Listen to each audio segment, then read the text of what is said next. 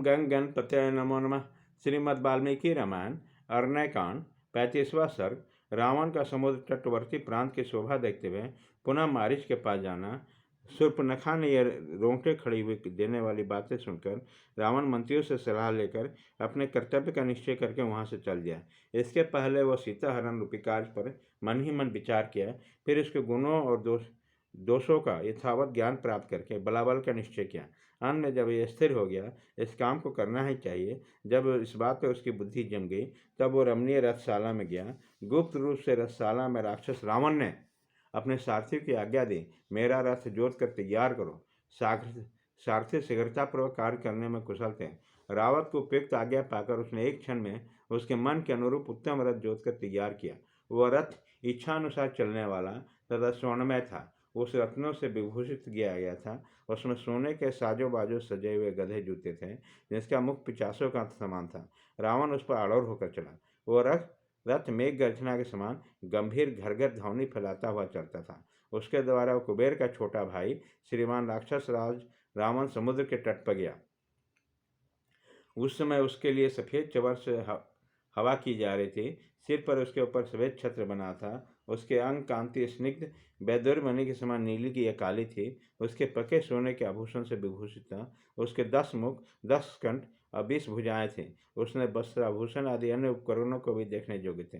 देवताओं का शत्रु और मुनीश्वर का हतारा वह निशाचर 10 शिखरों वाला पर्वतराज के समान प्रतीत होता था। इच्छा अनुसार चलने वाले उस रथ पर आरूढ़ होकर राक्षस राज आकाश में विद्युत मंडल से घिरे हुए वन पंक्तियों से सुशोभित मेघ के समान शोभा पा रहा था। पराक्रमी रावण पर्वतयुक्त समुद्र के तट पर पहुंचकर उसने शोभा देखने लगा। सागर का वह किनारे नाना प्रकार के फल फूल वाला सहस्रों वृक्षों से व्याप्त था। चारों ओर मंगलकारी शीतल जल से भरी हुई पुष्करणी और वेदिकाओं से मंडित आसम और सिंधु तट की शोभा बढ़ा रही थी। कहीं कदली वन, कहीं नारियल के कुंज शोभा दे रहे थे। साल, ताल, तमाल और सुंदर फूलों से भरे हुए दूसरे दूसरे वृक्ष उस तंत्र प्रांत को अलंकृत कर रहे थे।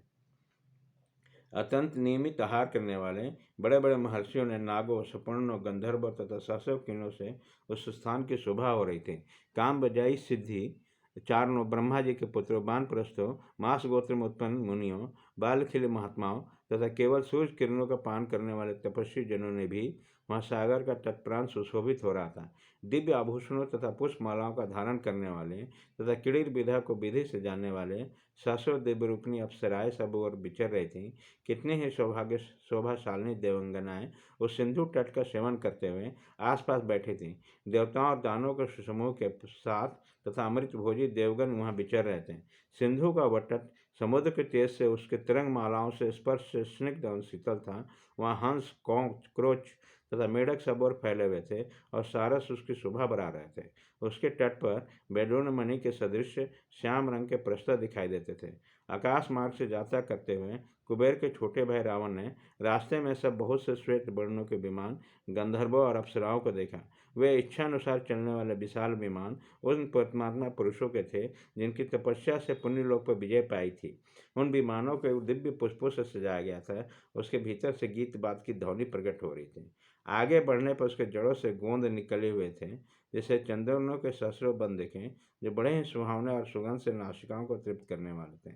कहीं श्रेष्ठ अंगूरों के बन थे, कहीं उत्तम जाति के सुगंध फूलों वाले तक्कोल और वृक्ष विशेषों के उपवन थे, कहीं तमाल के फूल खिले हुए थे, कहीं गोल मिर्च की शोभा झाड़ियाँ शोभा पा रही थी, कहीं समुद्र के तट पर ढेर ढेर मोती सूख रही थी, कहीं श्रेष्ठ पर्वतमालाएं, कहीं मूंगे के राशियाँ, कहीं सोने चांदी के शिखर, कहीं सुंदर और अद्भुत एवं स्वच्छ पानी के झरने दिखाई देते हैं, कहीं धन धान से संपन्न स्त्री रत्नों से भरे हुए हाथी, रथ और घोड़े से व्याप्त नगर दृष्टिगोचर होते थे।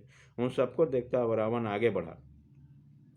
फिर उसने सिंधु राज के तट पर एक ऐसा स्थान देखा जो स्वर्ग के समान मनोहर और सब ओर से समतल और स्निग्ध था। वहाँ मंद मंद वायु चलते थे, जिनका स्पर्श बड़ा कोमल जान पड़ता था। वह सागर तट पर एक बड़ा बरगद का वृक्ष था, जो अपनी घनी छाया के कारण मेघों की घटा के समान प्रतीत होता था।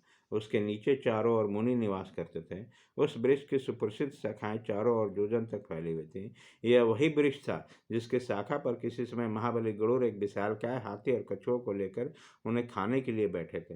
पक्षियों में श्रेष्ठ महाबली गरुड़ ने बहुसंख्यक पत्तों से भरी हुई उस शाखा को सहसा अपने भार से तोड़ डाला। उस शाखा के नीचे बहुत से बैखानस, मांस, बालखिल, मरीचिप, सूरज किरणों को पान करने वाले ब्रह्मपुत्र और धूम्र संज्ञा वाले महर्षि एक साथ आते थे।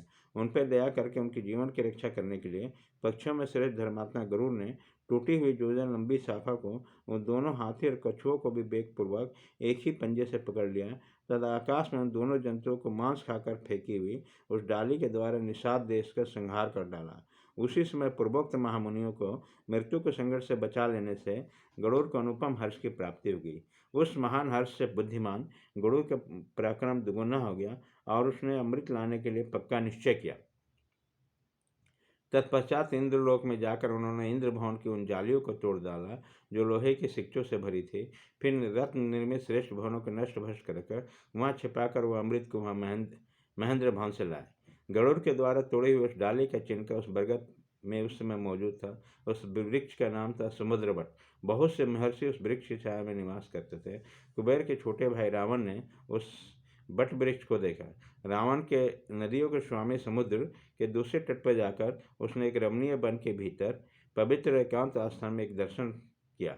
वह शरीर पर काला मृगचर्म, सिर पर जटाओं के समूह धारण करने में नियमित आहार करते हुए मारीच नाम का राक्षस निवास करता था। रावण वहां जाकर उनसे मिला। मिलने पर उस राक्षस मरीच ने सब प्रकार अलौकिक कमनीय पदार्थ अर्पित करके राजा रावण को विधि पूर्वक अतिथि सत्कार किया। अन्न जल से स्वयं उसका पूर्ण सत्कार करके मरीच ने प्रयोजन से उसकी बातें पूछते हुए इस प्रकार कहा, राजन, तुम्हारे लंका में कुशल तो है? राक्षस राज, तुम किस काम के लिए पुनः इतनी जल्दी आए हो? मारीच के इस प्रकार पूछने पर बातचीत करने में कुशल महातेजस्वी रावण ने इस प्रकार कहा। इस प्रकार श्री वाल्मीकि निर्मित आर्ष रामायण आदि काव्य के अरण्य कांड में 35वां सर्ग पूरा हुआ।